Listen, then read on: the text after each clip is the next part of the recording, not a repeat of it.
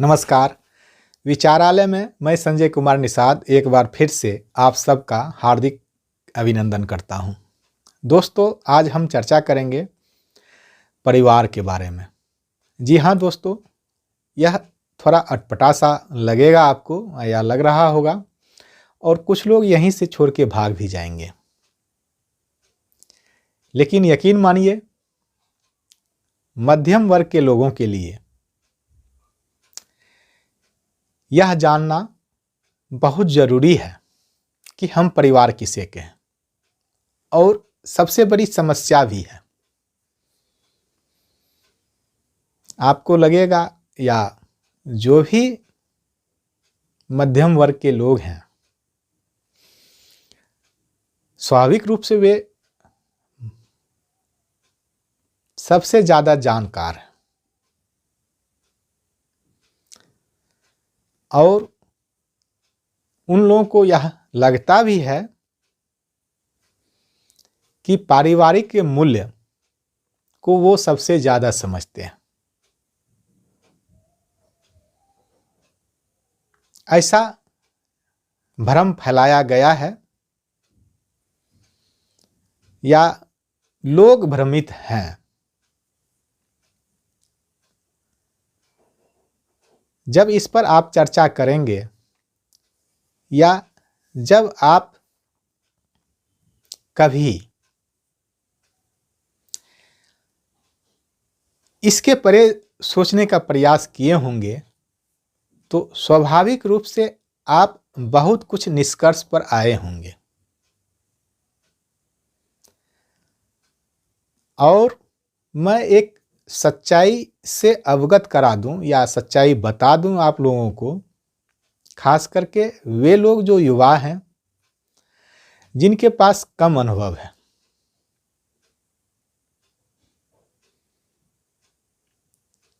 जो बुजुर्ग हो चुके हैं वे इस बात को समझ चुके हैं,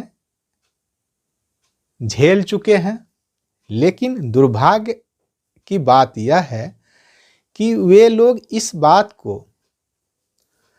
दूसरे को बता नहीं पा रहे हैं।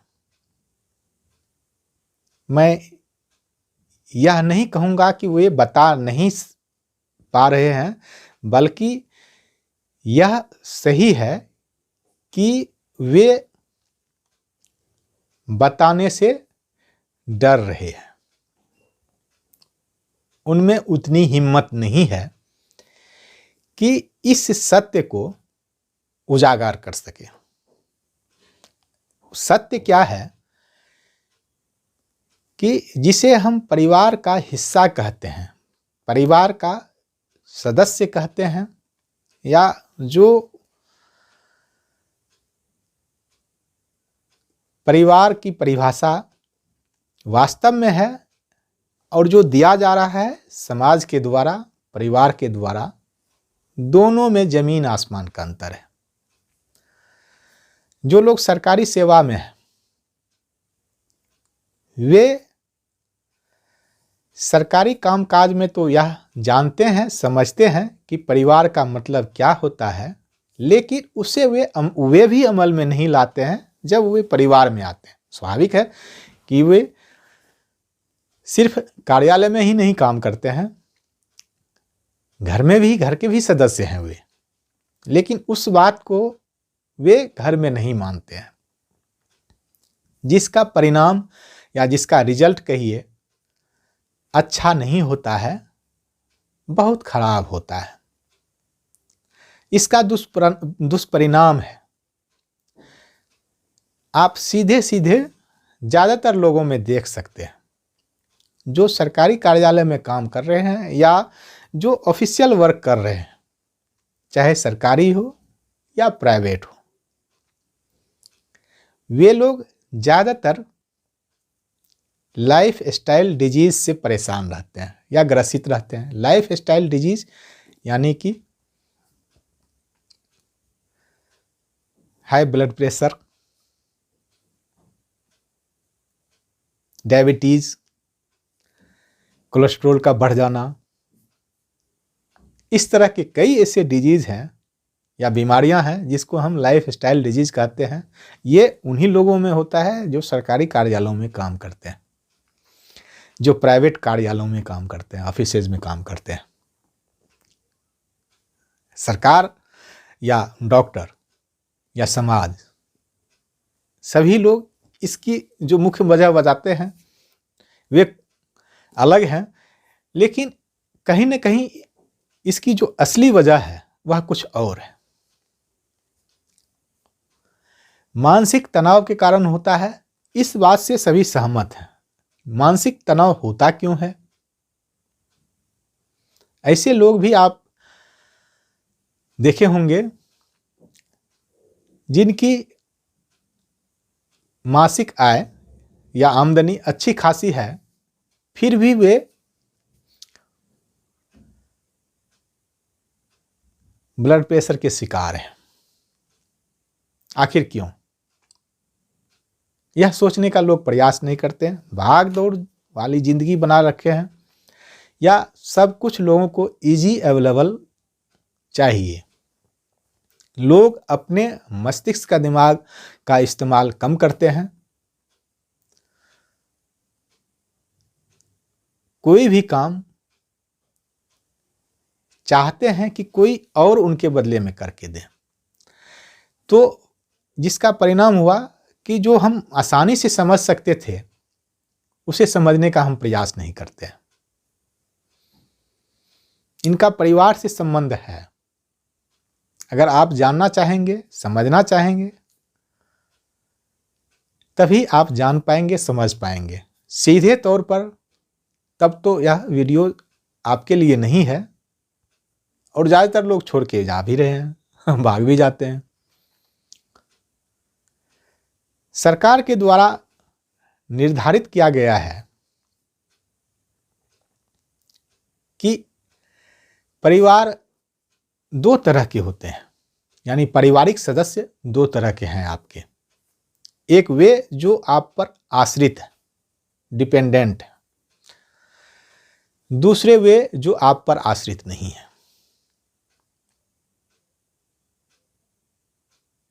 यह सरकार का स्पष्ट इस पर नियम है कि आप पर आश्रित कौन होंगे। यानी कोई पुरुष या महिला कहीं कार्यरत है, यानी काम कर रही है कोई महिला या काम कर रहे हैं कोई पुरुष, तो उनके हस्बैंड या वाइफ जो भी होंगे उसे उन पर आश्रित माना जाएगा, पहला। दूसरा,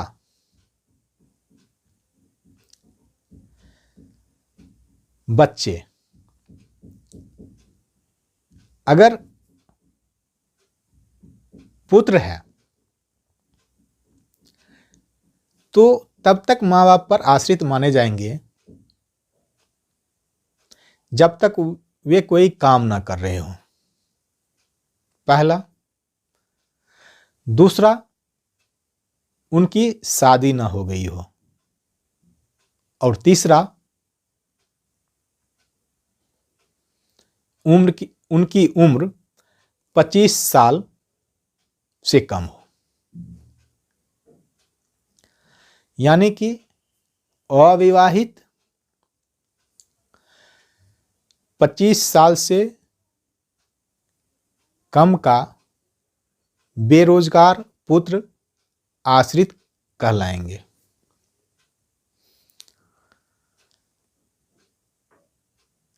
आपको तब तक ही उनकी चिंता करनी है, यानी सरकार की तरफ से जो सुविधा है वो तब तक ही आप ले सकते हैं उस पुत्र के बदले। सीधे तौर पर यह कहें कि यह चाहिए आपको कि तब तक ही आप उसे अपने ऊपर आश्रित रहें या उनका पालन पोषण करें।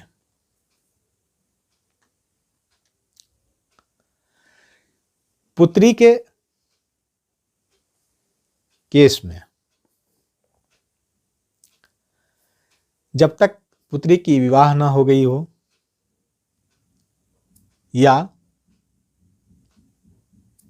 कोई वे रोजगार न कर रही हो, उम्र की बाध्यता नहीं है उसमें। ठीक है। माँ बाप आश्रित तब माने जाएंगे जब उनकी आय एक लिमिट से कम हो, यानी कि वे कोई काम ना कर रहे हों या उसका सोर्स ऑफ इनकम कुछ ना हो, तब वे आश्रित माने जाएंगे।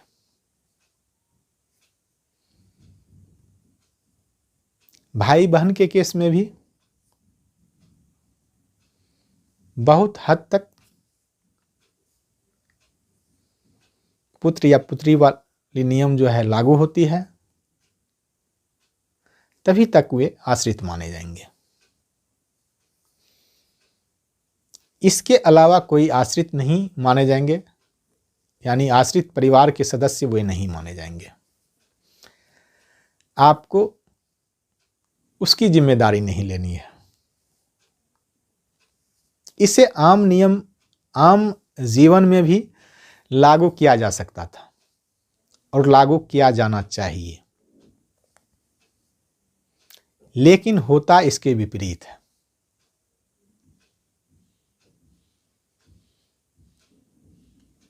लोग इसके अलावे भी कितने लोगों को परिवार का हिस्सा मानते हैं। कुछ तर्क देने वाले लोग यह भी तर्क देंगे कि संयुक्त परिवार में परिवार के सदस्य बहुत होते हैं और उसके बहुत से लाभ हैं, हो सकते हैं एक समय होता होगा, लेकिन अभी के समय में लाभ से ज़्यादा लोग हानि उठा रहे हैं।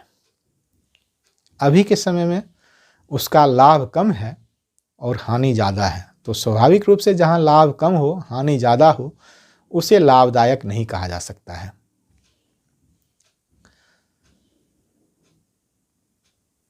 वे तब भी सही था जब लोग भावनात्मक रूप से एक दूसरे से जुड़े हुए होते थे। अब लोग भावनात्मक रूप से एक दूसरे से जुड़े हुए नहीं होते हैं, वे भावनात्मक रूप से एक दूसरे को ब्लैकमेल करते हैं, धोखा देते हैं। यह सच है, इसमें रत्ती भर दोष नहीं है और बिल्कुल गलत नहीं है, यह बिल्कुल सच है कि अभी के समय में सबसे ज़्यादा इमोशनल ब्लैकमेलिंग होता है। मुझे यह वीडियो इसीलिए बनाने की आवश्यकता महसूस हुई है। लोग चाहते हैं, खास करके वे जिसे आप परिवार का सदस्य मानते हैं, परिवार का हिस्सा मानते हैं, वे चाहते हैं कि आपसे वे सिर्फ और सिर्फ इसी कारण बहुत सारा लाभ ले सकें कि वे आपके परिवार के सदस्य हैं,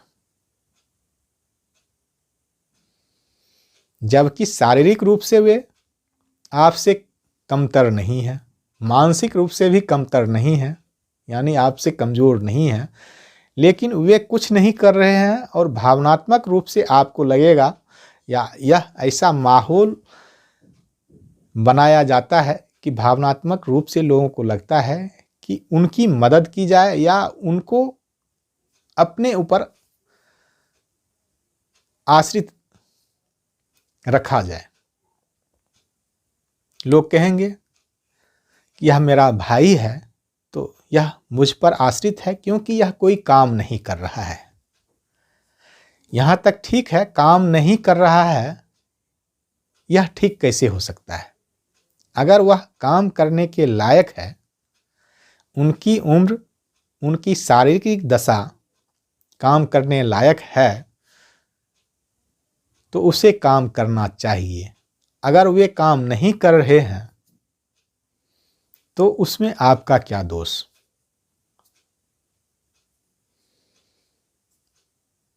सिर्फ इसीलिए आप उसे सारी सुविधाएं देते रहें कि वह आपका भाई है या भतीजा है या आपके रिश्तेदार हैं, जबकि शारीरिक रूप से, मानसिक रूप से, बौद्धिक रूप से सब कुछ से वे सक्षम हैं। आप देखेंगे गरीब और मध्यम वर्ग के परिवारों में यह परिपाटी है। ज्यादातर लोग कहेंगे कि यह काम या फलां काम उसके अनुरूप नहीं है या उसके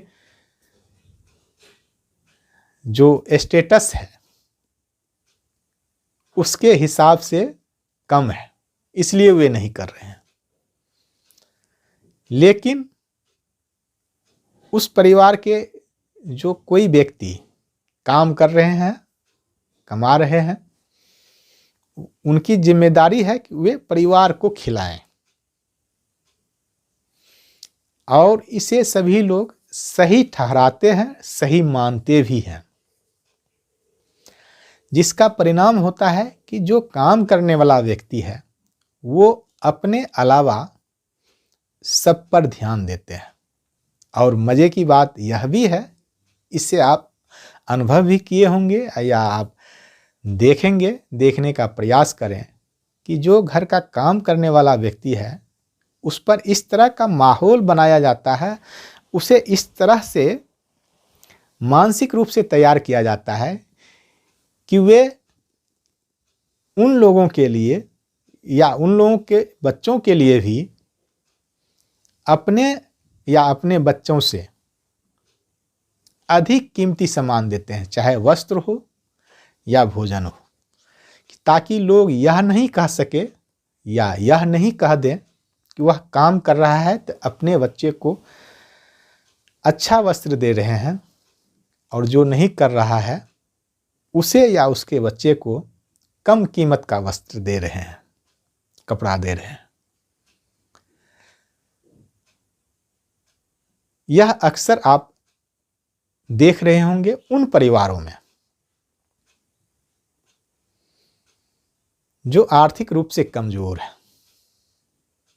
या सामाजिक रूप से भी कमजोर है। स्वाभाविक रूप से, आर्थिक रूप से या सामाजिक रूप से कमजोर जो लोग हैं वो इसीलिए भी है कि वहां सक्षम लोग, लेकिन वह नालायक, शारीरिक रूप से सक्षम है और वह काम नहीं कर रहा है, उसे ज्यादा सुविधा दिया जा रहा है या सुविधा देने की परिपाटी है। आप इस बात को कहीं भी आजमा सकते हैं। जो भी परिवार कमजोर है आर्थिक रूप से, जो भी समाज आर्थिक रूप से कमजोर है, उसके यहाँ यही नियम है। एक काम करने वाला है और कई ऐसे सक्षम लोग हैं, शारीरिक रूप से हष्ट-पुष्ट लोग हैं जो बैठकर खा रहे हैं और उससे बढ़िया खा रहे हैं जो काम कर रहे हैं। उससे बढ़िया कपड़ा उसे चाहिए, उससे बढ़िया जूते उसे चाहिए जो काम कर रहे हैं। घर के जो बुजुर्ग होते हैं वे इस बात पर जोर देते हैं या उनके इशारे पर या उनके निर्देशन पर ऐसा होता है, तो स्वाभाविक रूप से वह कमजोर होगा। वह परिवार, वह समाज जहां इस तरह का नियम होगा, इस तरह की परिपाटी होगी। परिवार का मतलब सिर्फ और सिर्फ, ठीक है, जो संबंध बनाए गए हैं वह सुख और दुख में शामिल होने के समय परिवार की महत्ता समझें। सुख और दुख में शामिल होने के समय ऐसे लोगों को बुलाया जाता था या बुलाया जाना चाहिए, चाहे वो गम मनाए या खुशियां मनाए। दैनिक जीवन में इन लोगों को हम ढोते रहें या इन नियमों को ढोते रहें,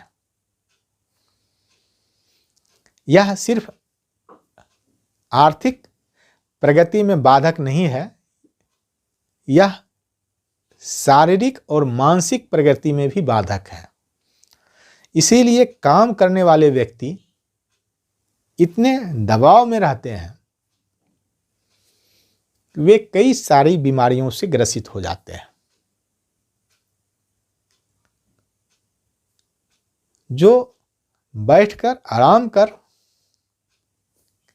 गप्पे हाँक कर, अच्छा वस्त्र, अच्छा भोजन पा रहे हैं, वे लोग खुश हैं, इस चीज को जस्टिफाई भी करते हैं। समाज के लोग भी, परिवार के लोग भी ये कहते हैं कि बेचारा वो कोई काम नहीं कर पा रहा है। काम का उनका सीधा सा मतलब होता है कि उसके हिसाब से काम मिले। अब उसका हिसाब ऐसा होता है कि वह वहाँ फिट नहीं होता है। अगर वह उस तरह के लायक हो तो अलग बात है। अपनी इच्छाएं पूरी करने के लिए वे तरह तरह के तर्क भी देते हैं, और इस बात को समझना, इस बात को जानना बेहद जरूरी है। ज्यादातर लोग इस संबंध में बातचीत नहीं करना चाहते हैं। उनको लगता है कि लोग क्या कहेंगे।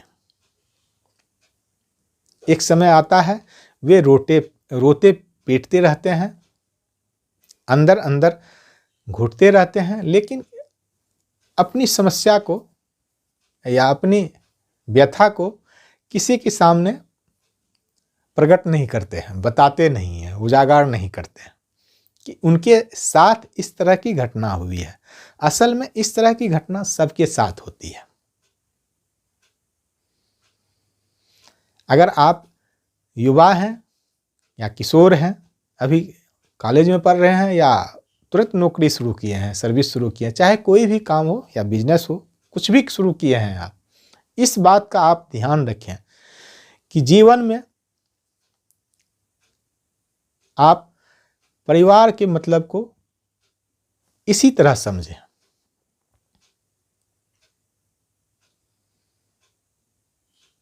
चाहे वह संतान हो, माता पिता हो, भाई बहन हो या और कोई हो। एक उम्र के बाद या माता पिता के केस में अगर वे कोई काम नहीं कर रहे हैं या उनकी कोई आमदनी नहीं है, तब आप पर वह आश्रित हैं। फिर उनकी देखभाल अपनी सामर्थ्य के हिसाब से कीजिए, ना कि उनकी इच्छा पूर्ति के लिए। इस पर अलग से चर्चा करेंगे, नहीं तो वीडियो बहुत लंबा हो जाएगा। भाई बहन के केस में एक समय तक जो उम्र अभी बताया गया है, निर्धारित किया गया है, वहीं तक आप अपने आश्रित परिवार की श्रेणी में उसे रखें, उस पर खर्च करें। उसके बाद आपके जो बच्चे हैं, आपकी इनकम पर उनका हक है और सबसे पहले आपका हक है।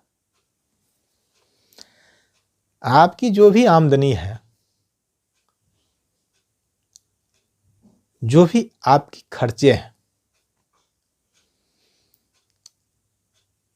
उस पर आपका नियंत्रण हो। अगर अपने ऊपर खर्च करना हो तो औरों से बेहतर खर्च करें, ना कि औरों से कम खर्च करेंगे। लोग क्या कहेंगे। ना समझ लोग आपकी जान ले लेंगे, और ले भी लेते हैं, उनको कोई फर्क नहीं पड़ता है। बस इतना जान लें, आपके ना होने से या होने से बहुत कम लोगों को फर्क पड़ता है, वही आपके परिवार का हिस्सा है। और सीधे तौर पर आपकी जो आमदनी है, जो संपत्ति है, उस पर आपके फर्स्ट लाइन का जो फैमिली मेंबर है उसका हिस्सा है। फर्स्ट लाइन यानी स्पाउस, यानी पति है तो पत्नी का, या पत्नी है तो पति का, उसके बाद बच्चों का। उसके अलावा किसी का हक नहीं है उस पर। इस गलतफहमी में या इस परिपाटी में आप न रहें। माँ बाप के केस में उस पर दूसरा वीडियो बनाएंगे, विस्तार से बनाएंगे। यहाँ सिर्फ इतना ही जानें, इतना ही समझें कि अगर सुखमय जीवन व्यतीत करना है तो परिवार का मतलब समझें,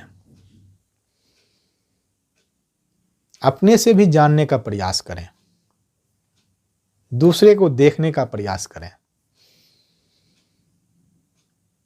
कि हो क्या रहा है समाज में। 50 साल के बाद तो सब सीख जाएंगे, सीखने से कोई फायदा नहीं है। रोने धोने से हमारे साथ धोखा हो गया, उसके साथ ये हो गया, आंसू बहाने से कोई लाभ नहीं होगा। तब अभी मैं बता रहा हूँ, जो अर्ली एज में इसे सुन रहे हैं, देख रहे हैं, वे कृपया इसे अमल में लाएं। जो बाद वाले देख रहे हैं, बाद की उम्र वाले देख रहे हैं, 50+ वाले, वे अपने बच्चों को समझाएं, बताएं कि उनके साथ जो कुछ इस तरह की धोखा हुआ है, ज़्यादातर लोगों के साथ हुआ है,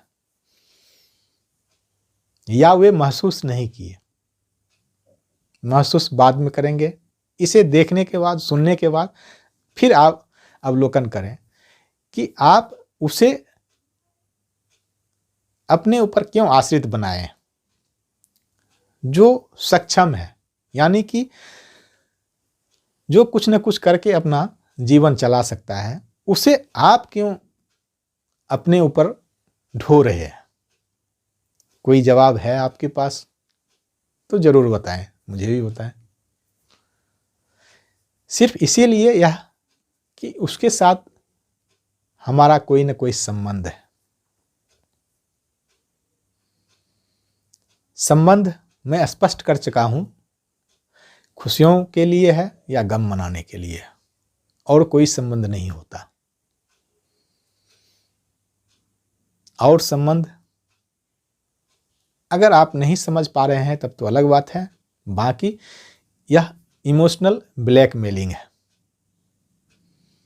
सच यह भी है, लोगों को इस बात को समझने के लिए समय नहीं है।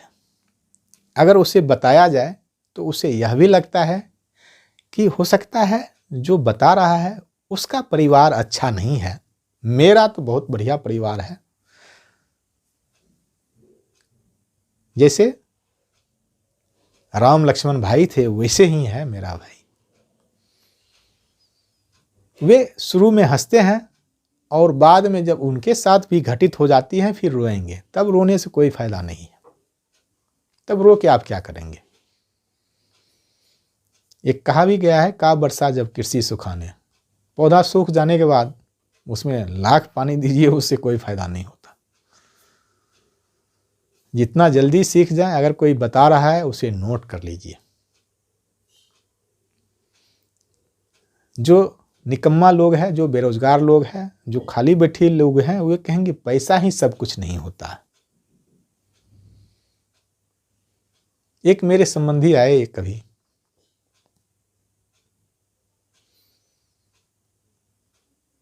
मुझसे शराब पीने के लिए पैसे लिए और फिर मुझे ही ज्ञान देने लगे। तो ऐसे ही होते हैं धन संबंधी के मामले में कि ज़्यादातर लोग वे ज्ञान देंगे कि पैसा ही सब कुछ नहीं होता है। संबंध के सहारे अगर आपका कोई रिलेटिव डॉक्टर है या इंजीनियर है तो हो सकता है वे अपनी सेवाएं मुफ्त में दे दें, लेकिन आपका सारा खर्चा वे उठाएंगे नहीं। कोई इंजीनियर है तो आपका घर बना देगा, कोई डॉक्टर है तो फिर सारा अस्पताल आपके लिए ही दे देगा। ऐसा शायद एकाध लोगों के लिए वो कर भी दें, सबके लिए नहीं कर पाएगा। पैसा सब कुछ है और पैसा, आपका पैसा या आप जो कर रहे हैं किसके लिए कर रहे हैं यह जानना बेहद ज़रूरी है आज के समय में।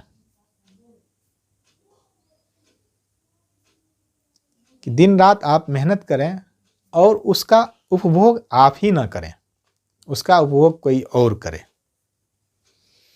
तो स्वाभाविक रूप से जो लाइफ स्टाइल डिजीज है, जिसे लोग यह मान के उसे क्या कहते हैं, मानसिक रूप से संतुष्टि देता है या सांत्वना देता है, इसको सही शब्द में अगर कहा जाए तो उसे सांत्वना देता है कि लाइफ स्टाइल डिजीज इसीलिए आपको हुआ है कि आपके पास बहुत है। लेकिन असल में इसका उल्टा है, यह विपरीत है। वो लाइफ स्टाइल डिजीज इसीलिए नहीं है कि उसके पास बहुत ज़्यादा है, इसलिए है कि बहुत ज़्यादा में से वो अपने लिए बहुत कम रख पा रहे हैं।